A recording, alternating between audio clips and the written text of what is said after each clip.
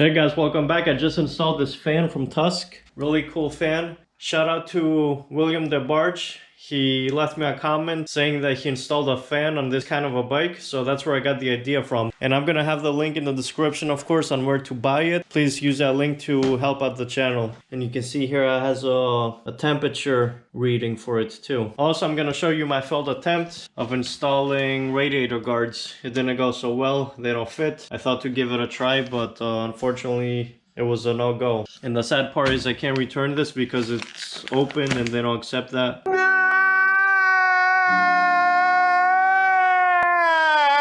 I wish Home Depot sold something like this because I can return it without a package and without a receipt. Alright, let's jump into this. The fan here, the wire harness with a fuse, and we have this bushalanga here.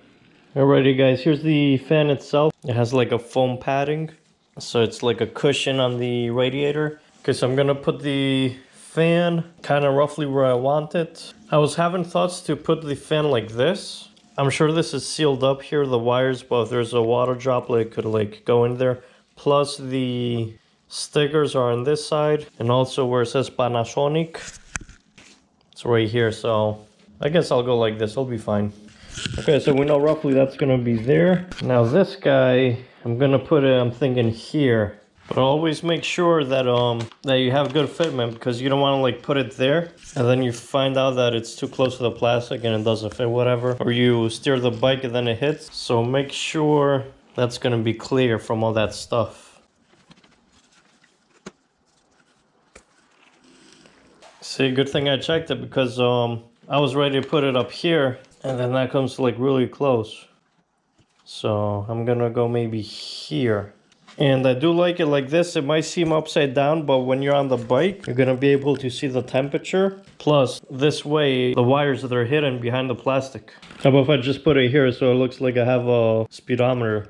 And then this wire harness is gonna go from the battery up to this unit here. And we have a fuse. Let's see how many amps. 7.5. Okay, now the thing here is we have to fish the wire harness alongside the wire harness of the bike. It would be easier to take off the gas tank, but I don't want to get involved with that, so I'm gonna have to stick my baby hands in there.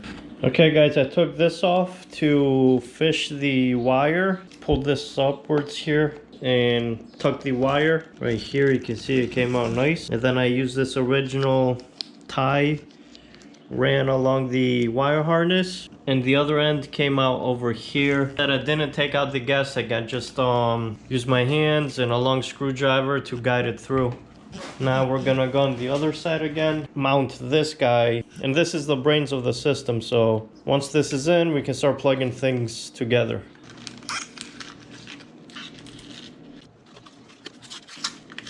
Man, what a stubborn box. The heck? So this is the temperature sensor itself. Okay, so now we just take one of these. And I'm using lint-free paper. This is for glass. Clean it with some alcohol. And the same on the bike, obviously. Oh, look at that. I also polished the frame. You see how shiny it is? It used to be like this before, but now look how shiny it is. I might make a separate video on how to do that.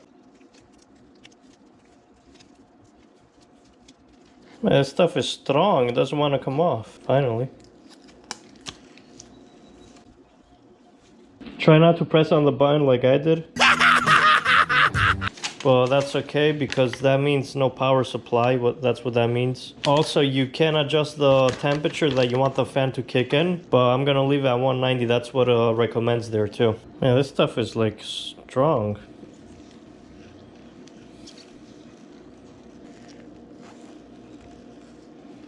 It's pretty strong. Look, I can move the whole bike. Okay, now I'm gonna fasten the fan, and you use these guys here.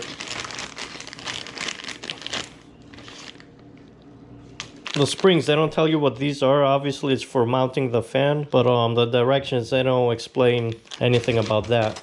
They only say if you use these, those springs are not needed, so whatever that means.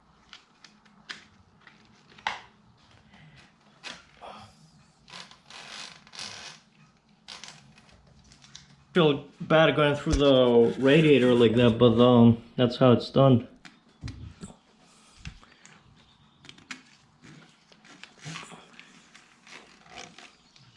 Okay, now once you do that, you're gonna use this. Take out 2 of these, and you put the sticky side towards the front of the bike.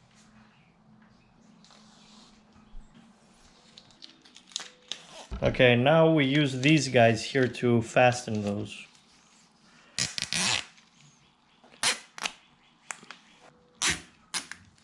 Wow, that seems under pretty good. I didn't expect it to be like that sturdy.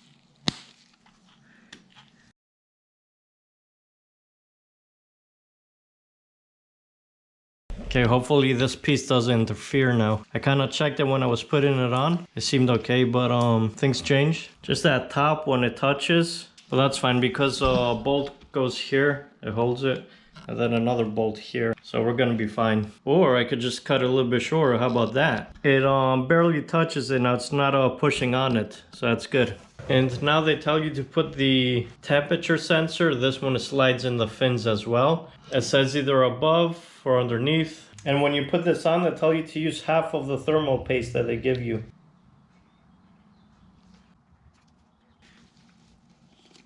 Okay, this wire for the sensor, I'm gonna fish it to the other side.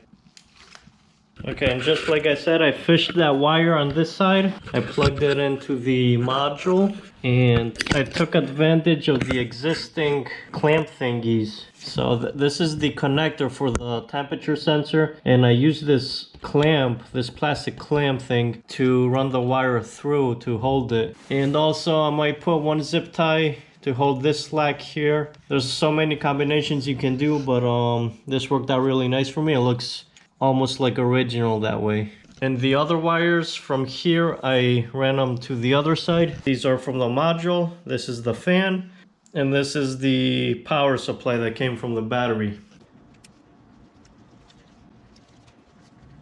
Okay, now those are plugged in and tucked away. Just like I said before, I took advantage of the existing clamp. It's holding the wires, and then I put a zip tie. I just put one zip tie here. Well, everything is tucked away now. It looks almost like original. That's what makes a nice job. You know, if it's nice and clean, that's what you want. You don't want like floppy wires hanging and flopping with a breeze. So it looks pretty good. Besides this part here, but the plastic is gonna be in front of it, so you won't see it. But other than that, it's really concealed. And over here, I just put this zip tie right here. It had this one already. I put this one here to make it more secure. And another zip tie here. Okay, that's looking pretty good. Now it's time to hook it up to the battery and test it out.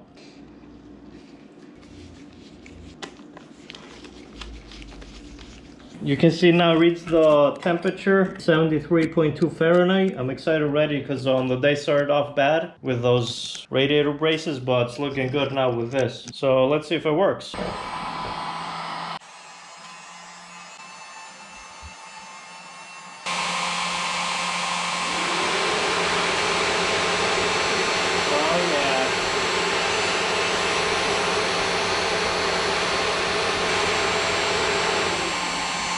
Wow, you saw that? I was so blowing the heat on it, and I cooled it down enough, so it stopped.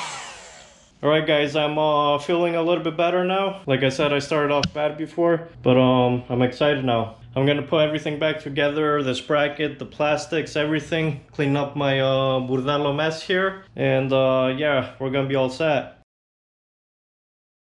Okay, bad news.